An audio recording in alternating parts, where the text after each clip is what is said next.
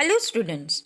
Today we will discuss the chapter Lifelines of National Economy. In this, we will discuss about the railways and the pipelines. First, we talk about the railways. Here, you can see a picture of it. Now, some features about the railways. The first point, it is the principal mode of transportation of passengers and freight, which means goods. It is used in multifarious activities like sightseeing, pilgrimage, business, etc. It accelerates development of the country. Fourth, it carries bulky and heavy articles. Fifth, it is an integrating force. And sixth, it is excellent for long distances.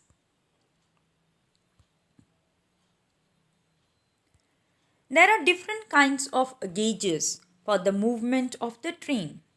When we talk of the word gauges, it means the distance between the two tracks of a train. There are three types of gauges. The first one is the broad gauge, that is 1.676 meter. Then is the meter or the metro gauge, that is 1 meter distance. And then is the narrow gauge, having a distance of 0.762 meter.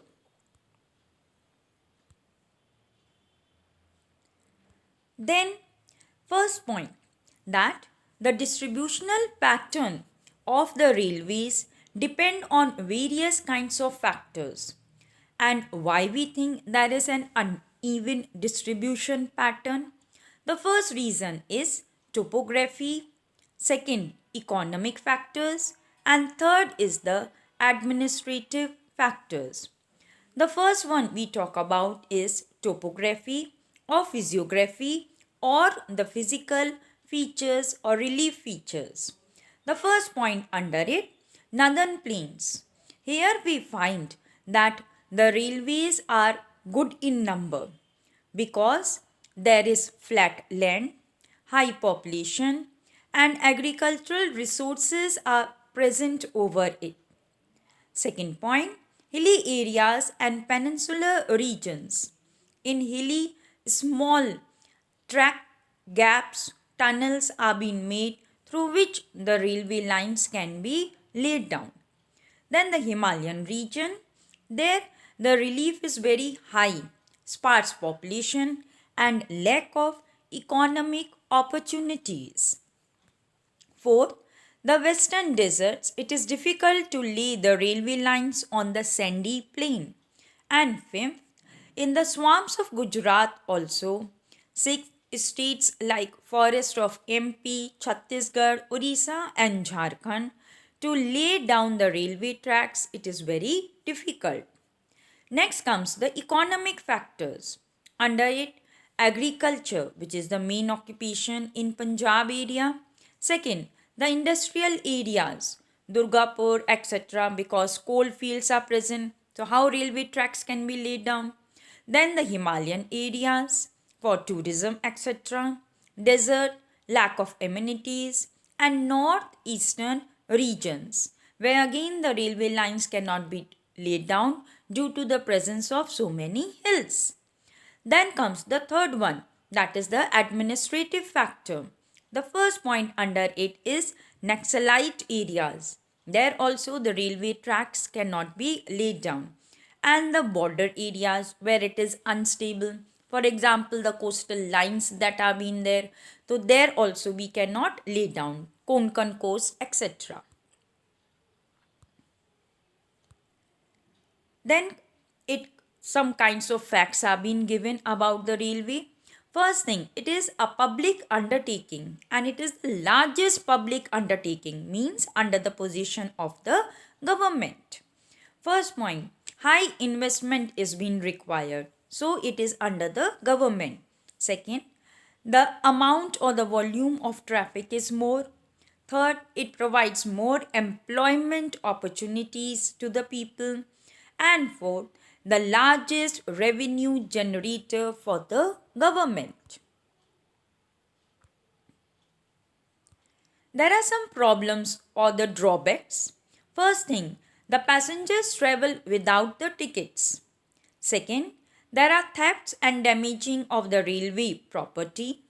Third, stopping of the trains are there and unnecessary pulling of the chains in the railway compartments. Next, cancellation and delays of the train are being there. Then, construction is not easy. It has a fixed path and there is poor maintenance. Now, there are some new developments that are being done in the railways. The first one, that the basic amenities has increased. Second, that uni gauge instead of all the three types of gauges, now the government is planning to make it uni gauge. Third, electric wagons or electrification. Fourth, computerization. Fifth, fast moving trains have been introduced like Rajdhani, Shatabdi, etc. Then reservation or quotas for the women are there, and the speed of the trains have also been increased. Now we talk about the pipelines. Here you can see a picture of the pipelines and here comes the features of it. The first point, it is a principal mode of transporting water, gas and minerals in form of slurry. Slurry means semi-molten form. Second, high laying cost. Third, low running cost. Fourth, it reduces transshipment delays.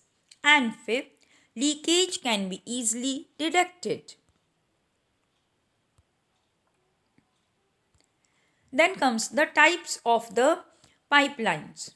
The first one, as you can see, is the surface pipeline. Then similarly the second one also. Then comes your underground pipelines. This is your underground pipelines. And then sea pipelines are being present.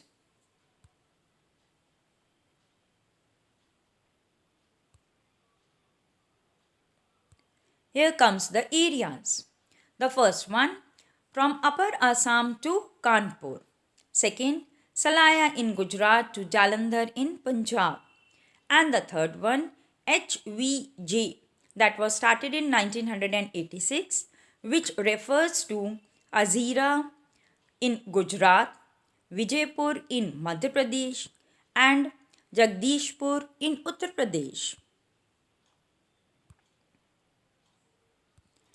The different advantages of it are, the first point, transportation by it rules out delay and transportation loss. Second, initial cost of laying pipelines is high, but running cost is very low.